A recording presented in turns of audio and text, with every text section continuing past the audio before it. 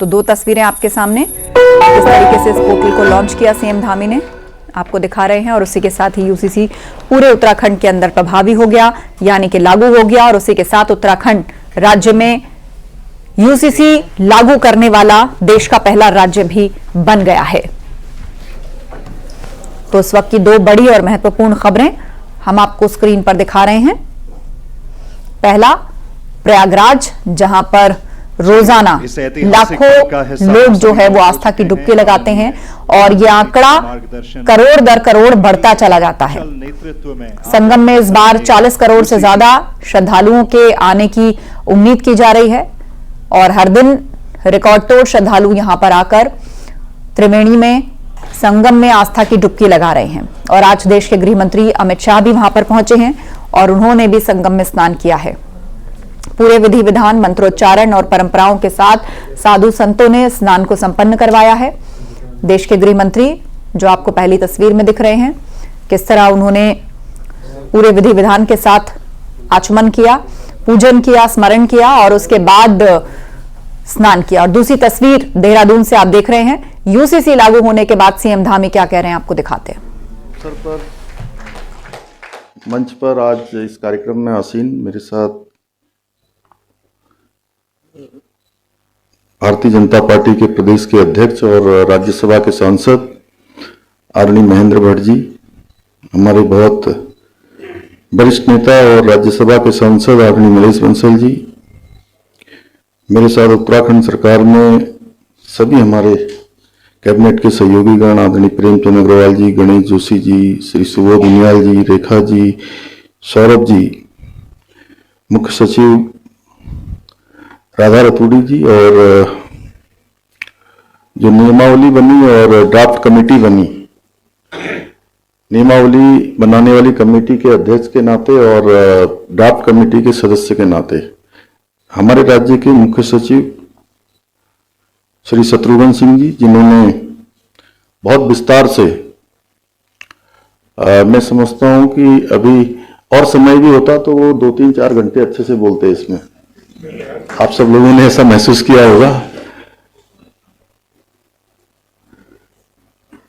हमारे सभी आदरणीय विधायकगण, राज्य सरकार में हमारे सभी दायित्ववान सभी वरिष्ठ महानुभाव और ड्राफ्ट कमेटी और नियमावली कमेटी दोनों में ही जिन्होंने बहुत परिश्रम किया। अभी शत्रुघ्न सिंह जी ने बताया, प्रोफेसर सुरेखा डंगवाल जी और मनु गौड़ जी, सच में एक बार मैंने इनसे नहीं, इनकी श्रीमती जी से, बहन जी से पूछा एक दिन, इनका वजन इतना बढ़ गया है। मुझे चिंता हुई इनकी, मेरे मित्र भी हैं, तो उन्होंने मुझे बताया कि रात में ये 1-1:30-2 बजे खाना खाते हैं। तो मैंने कहा क्यों? बोले वो रात तक जो है ऑफिस में बैठे रहते हैं, बाहर कुछ खाते नहीं है। तो आप अंदाजा लगा सकते होंगे कि कितना इन्होंने परिश्रम किया होगा। और अजय मिश्रा जी हमारे वहाँ दिल्ली में रेजिडेंट कमिश्नर का भी काम देखते हैं, उसके अलावा अनेक अन्य विभागों में भी देखते हैं। लेकिन उसके बाद भी मैं थोड़ा आज इन सब लोगों के बारे में थोड़ा बता दूं, क्योंकि आज ये हमारा ऐसा कार्यक्रम है कि सभी को जानकारी जरूर होनी चाहिए। वैसे तो आपने गागर में सागर भर दिया, लेकिन फिर भी मुझे लगता है कि मुझे भी बोलना चाहिए। तो इन्होंने भी जो है, चाहे हमारी इस कमेटी से संबंधित अनेक मीटिंगें दिल्ली में हों, पूरी कमेटी को उसका संयोजन करके सबको एक स्थान पर लाना हो, अनेक काम इन्होंने किए। और सच में आपने कम बोला, इससे भी ज्यादा इन सब लोगों ने काम किया है। अमित सिन्हा जी ने भी इसमें जो है बहुत योगदान दिया और जैसा आपने बताया, आईटी से लेकर नियम बनाने में, नियमावली बनाने में अपना बड़ा योगदान सबने किया। इस अवसर पर उपस्थित हमारे सभी अधिकारीगण, हमारे वरिष्ठ आनंद वर्धन जी, डीजीपी साहब, सभी हमारे सुधांशु जी, हमारे गृह सचिव श्री शैलेश जी, लगातार इसका इन्होंने भी एक तरह से कोऑर्डिनेशन बनाया, और बहुत टेक्निकल चीज़ें थी जो कई बार आप लोग उसको चाहते थे इसको अच्छा होने के लिए, ये भी सोचते थे कि उसको अच्छा करें, धक्का मुक्की भी होती थी छोटी मोटी वो मैंने अब उसको दूसरे तरीके से कहा है। तो अनेक कोऑर्डिनेशन बनाने का काम किया, सभी हमारे अधिकारीगण, सभी हमारे आए हुए अतिथिगण, और हमारे सभी मीडिया के सभी मित्र,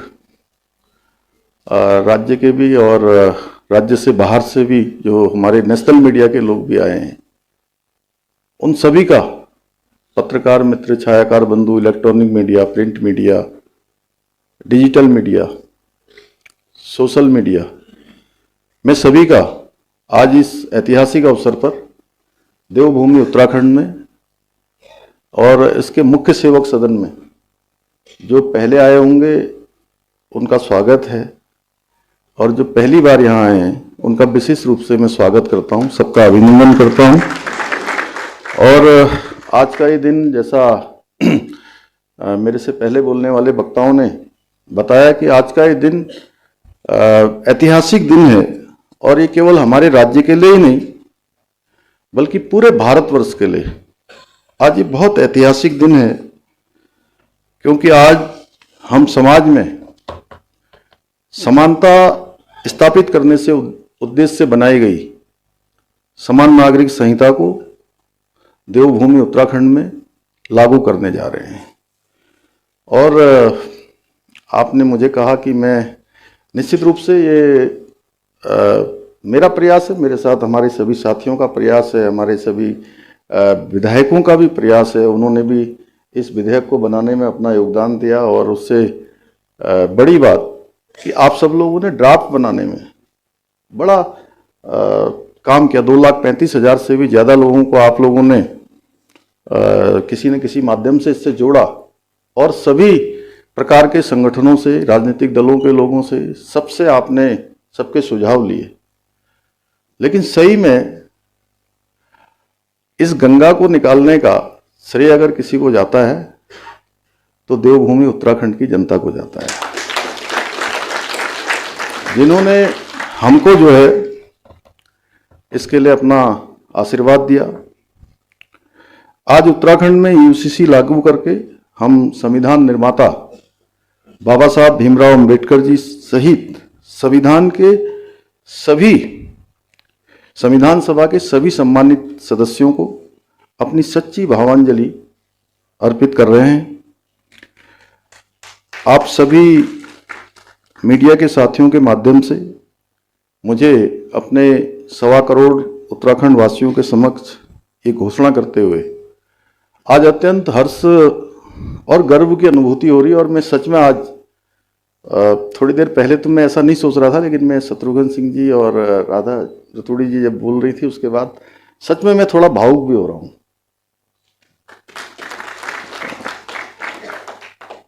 कि इसी क्षण से आज उत्तराखंड में, इसी क्षण से समान नागरिक संहिता पूर्ण रूप से लागू हो गई है, और इसी क्षण से उत्तराखंड राज्य के समस्त नागरिकों के संवैधानिक और नागरिक अधिकार एक समान हो गए हैं, और इसी क्षण से सभी धर्म की महिलाओं को समान अधिकार प्राप्त हो गए हैं। जो हम बार बार कहते थे कि देश की आधी आबादी का ये पूरा कानून है, तो ये पूरा कानून देवभूमि उत्तराखंड में लागू हो गया है। आज के इस अवसर पर मैं आदरणीय प्रधानमंत्री श्री नरेंद्र मोदी जी, आदरणीय गृह मंत्री श्री अमित शाह जी को भी समस्त उत्तराखंड वासियों की ओर से हार्दिक धन्यवाद देता हूं कि जिनके मार्गदर्शन में आज हम इस कानून को देवभूमि में लागू करने में सफल हुए हैं। साथ ही मैं इस कानून को धरातल पर उतारने में अपना महत्वपूर्ण योगदान देने वाले मैंने शत्रुघ्न सिंह जी का और मनु जी का और सुरेखा जी का, अजय मिश्रा जी का, आपका तो मैंने यहाँ से नाम किया ही था, लेकिन अभी रंजना प्रकाश देसाई जी, तो जिनको मैं बहुत आदरपूर्वक कभी दीदी भी कहता था, मुझे बहुत बार ऐसा हुआ शुरुआत के दिनों में जब वो मतलब नया नया जब परिचय हुआ था, उनका भी और जस्टिस प्रमोद कोहली जी का भी विशेष रूप से उनका धन्यवाद करता हूं। आप पूरी कमेटी का धन्यवाद करता हूं।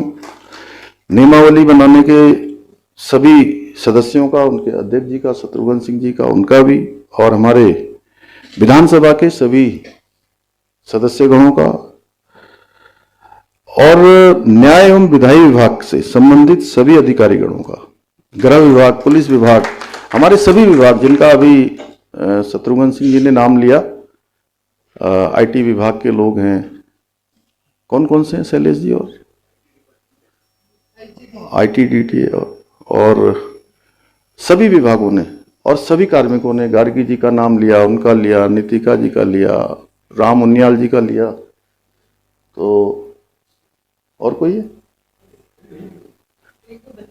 हाँ, उन सभी का और सभी संबंधित अधिकारीगणों का, हमारे सभी कार्मिकों का मैं धन्यवाद देता हूं।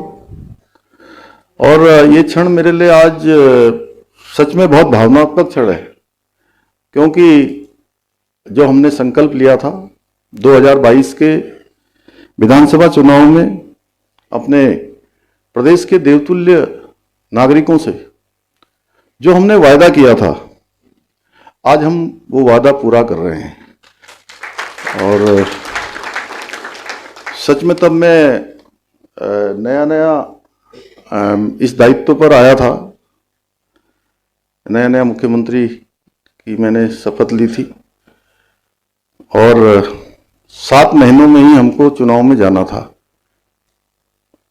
उस समय बहुत सारे लोग ये विश्वास नहीं कर रहे थे कि दोबारा से मतलब इस काम को हम आगे बढ़ा पाएंगे या दोबारा सरकार में आएंगे। पर चुनाव से पहले हमने यूसीसी लागू करने का वायदा करते समय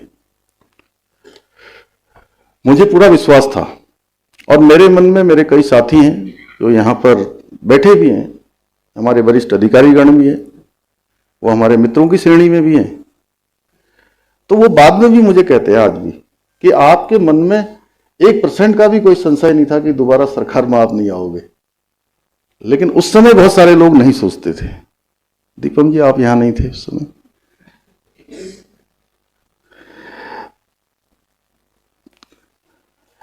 मुझे पूरा विश्वास था कि देवभूमि उत्तराखंड की जनता इस देवतुल्य कार्य में हमारा अवश्य साथ देगी, और हुआ भी यही। उत्तराखंड में पहली बार राज्य स्थापना के 22 सालों के बाद पहली बार जो सरकार थी, दोबारा वो सरकार आ गई। ये राज्य के अंदर एक राज्य में मिथक बना हुआ था, पहले एक परिपाटी थी कि हर बार सरकार बदल जाती है। क्यों रणवीर जी, आप तो मेरे साथ डीआईपीआर के डायरेक्टर थे उस समय, आपसे बेहतर कोई नहीं जान सकता है। थोड़ा हास्य विनोद भी हो जाए, क्योंकि आपकी बातें सुन के थोड़ा लोग जो है अभी हाँ नहीं, लास्ट में तो आपने उसको सरल बना दिया, जो सरलीकरण हमारा मंत्र है। लेकिन शुरुआत में थोड़ा सा मुझे लगता है कि दिमाग में जोर पड़ा होगा थोड़ा। मैं गलत तो नहीं कह रहा हूं? क्यों मुन्ना भाई साहब, आप तो बहुत हमारे संविधान के वो हैं। तो और हमने दोबारा जैसे ही हम सरकार में आए, उसके पहले दिन से ही, क्योंकि हमने ये संकल्प लिया था हमारे प्रधानमंत्री आदरणीय मोदी जी के नेतृत्व में, जब हम उस चुनाव में गए थे, तो हमने कहा था कि नई सरकार के गठन होते ही हम सबसे पहला एक काम करेंगे, हम देवभूमि उत्तराखंड में समान नागरिक संहिता लागू करने के लिए पहले दिन से काम करेंगे, और पहला निर्णय हम वही लेंगे। और हमने पहला निर्णय वही किया था। हमने अपना काम प्रारंभ कर दिया, और आज वो दिन आ ही गया। लगभग 3 साल हो गए। मुझे याद है कि 12 फरवरी 2022 को मैंने ये संकल्प देवभूमि उत्तराखंड की जनता के सामने रखा था और लगभग 3 साल होने को है। और वो दिन आज, उस दिन की जो प्रतीक्षा थी वो प्रतीक्षा हमारी पूरी हुई, जिसका हमें बेसब्री से इंतजार था। भाइयों बहनों, अगर मैं एक वाक्य में कहूँ तो समान नागरिक संहिता जाति, धर्म, लिंग आदि में अंतर के आधार पर कानूनी मामलों में होने वाले भेदभाव को समाप्त करने का एक संवैधानिक उपाय है। इसके द्वारा सभी नागरिकों को समान अधिकार देने का प्रयास किया गया है। इसके लागू होने से प्रदेश में सच्चे अर्थों में महिला सशक्तिकरण सुनिश्चित हो सकेगा, जिसके बारे में मैंने अभी कहा कि सशक्तिकरण भी होगा, सुरक्षा भी होगी। इसके द्वारा जो कुछ कुरीतियां हैं, अब हलाला, इद्दत, बहुविवाह, बाल विवाह, 3 तलाक आदि जो कुप्रथाएं हैं, उन पर पूरी तरह से रोक लगाई जा सकेगी।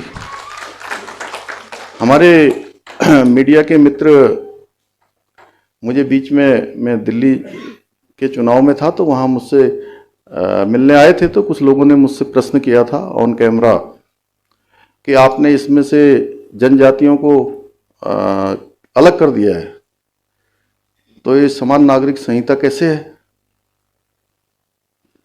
अब मैं थोड़ा टेक्निकल भी हो गया आप लोगों के साथ, बहुत ज़्यादा नहीं, लेकिन फिर भी, क्योंकि आप लोगों को तो लिखना पढ़ना होता है और सब बनाना होता है, वो फेस तो हम ही लोगों को करना होता है,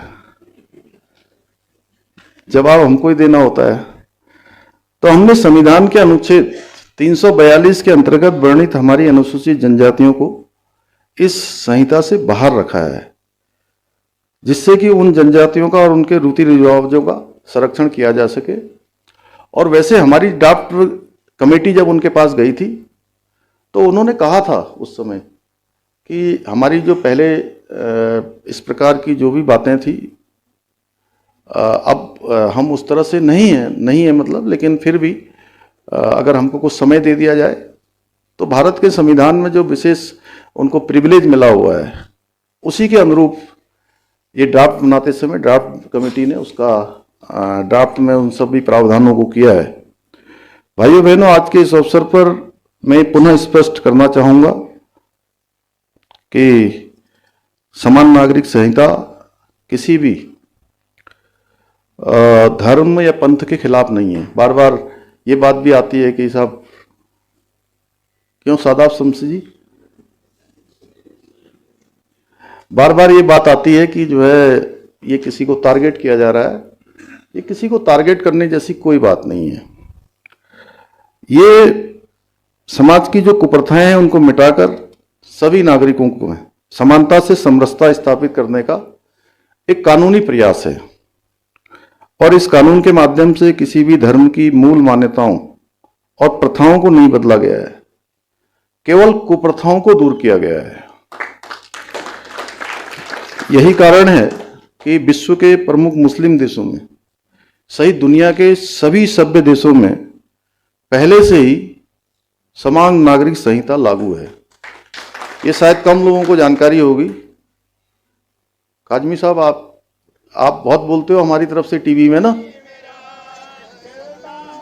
आप लोग सब इनको सुनते होंगे। काजमी साहब को, मुफ्ती मोहम्मद कासमी साहब हैं ये हमारे, तो ये आपको बार बार पक्ष रखना पड़ता है, सादाब जी को रखना पड़ता है, अन्य लोगों को रखना पड़ता है।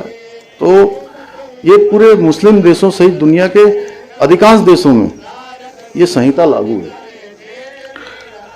इस कानून द्वारा सभी धर्मों के लोगों के लिए विवाह और विवाह विच्छेद तो समझ गए ना,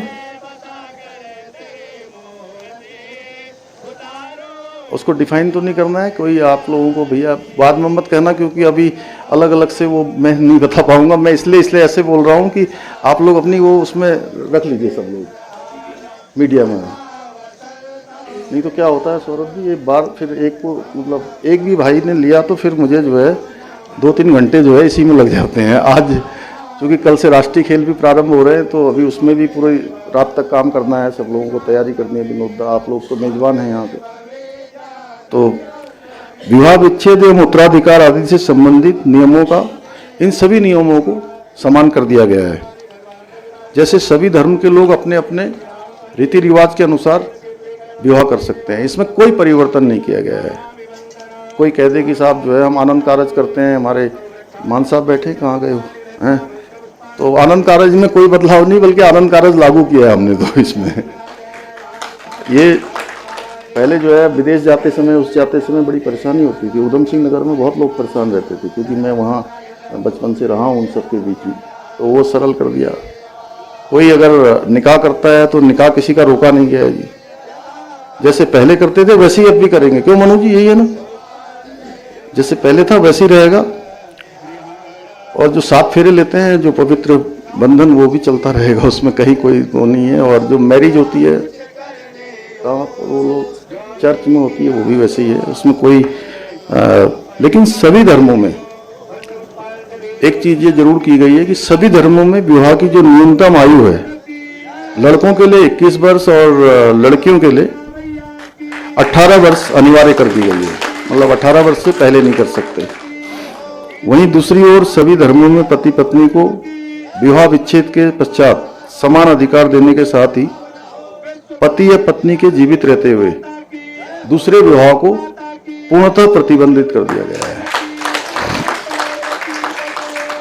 भाइयों बहनों, समान नागरिक संहिता में संपत्ति के बंटवारे और बाल अधिकारों के विषय में भी स्पष्ट कानून बनाए गए हैं।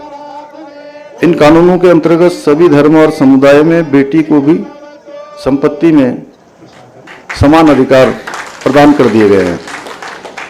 इसके साथ ही संपत्ति के अधिकार में बच्चों में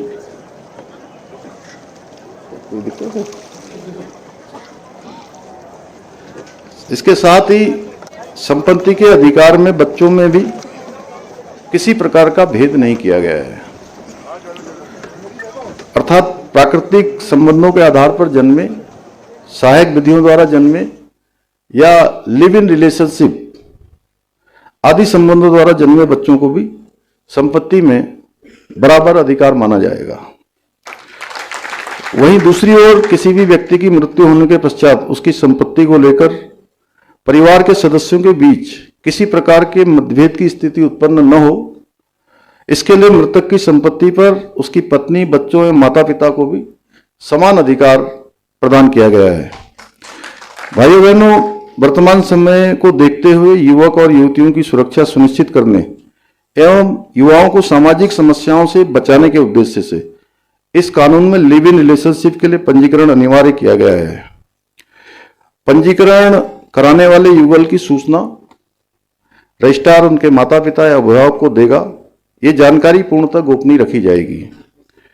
इसके साथ ही लिव इन के दौरान जन्मे बच्चों को भी उस युगल का बच्चा ही माना जाएगा और उस बच्चे को जैविक संतान के समान समस्त अधिकार प्राप्त होंगे। इसके साथ ही इस कानून के माध्यम से जन्म एवं मृत्यु के पंजीकरण की भांति विवाह और विवाह विच्छेद दोनों का पंजीकरण भी किया जा सकेगा।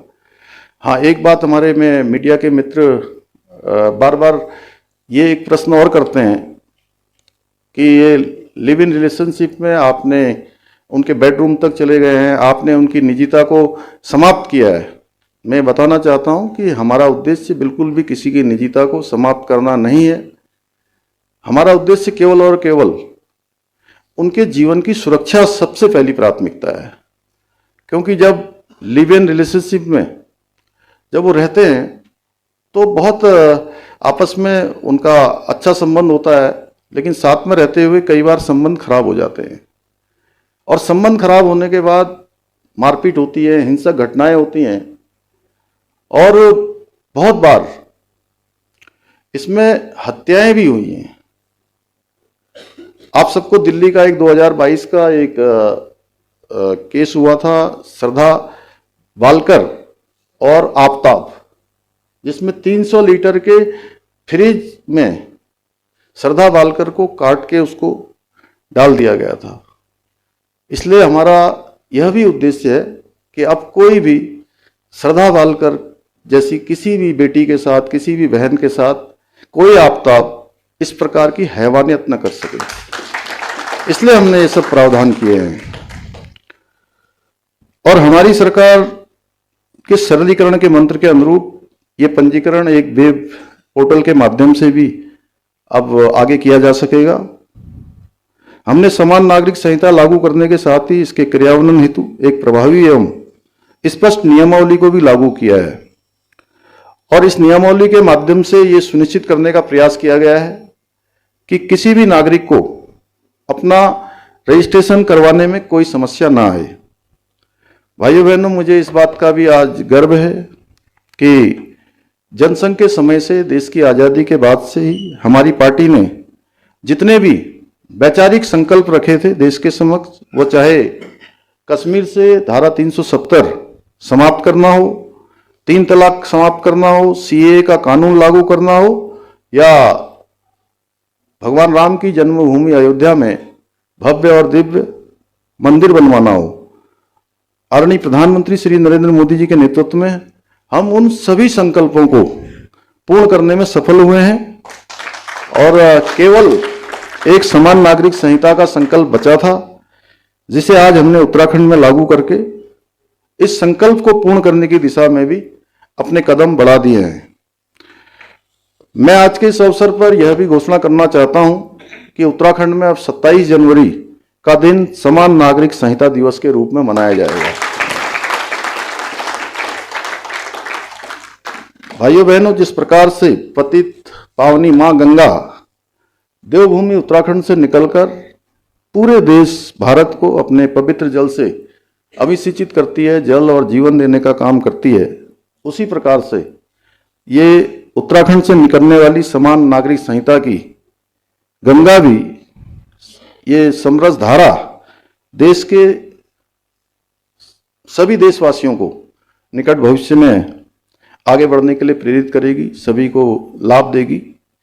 इन्हीं शब्दों के साथ एक बार फिर से मैं आदरणीय प्रधानमंत्री जी का और आदरणीय गृह मंत्री जी का हृदय से धन्यवाद करते हुए, आप सबका, इतनी बड़ी संख्या में आप सब आए, आप सब लोगों ने भाग लिया और ध्यान से सारी बातों को सुना है, आपके माध्यम से जन जन तक जाएंगी। और मैंने आज ये भी कहा है कि राज्य के अंदर मुख्य सचिव महोदया बैठी हैं, राज्य के अंदर इसमें वाद विवाद की प्रतियोगिताएं हों, हमारे विश्वविद्यालय, विद्यालय, सभी जगह हमारा पुलिस डिपार्टमेंट, चूँकि डीजीपी साहब को मैंने बताया है कि वो भी इसमें इनिशिएटिव लेके सबको जो है बताएंगे कि आखिर चूँकि क्या है कि अब आज लागू हुआ है तो निश्चित रूप से सबको इसका लाभ मिलना है, अंततः जन जन का ये कानून बनना है, तो इसलिए हमको इस प्रकार के इनिशिएटिव भी लेने होंगे।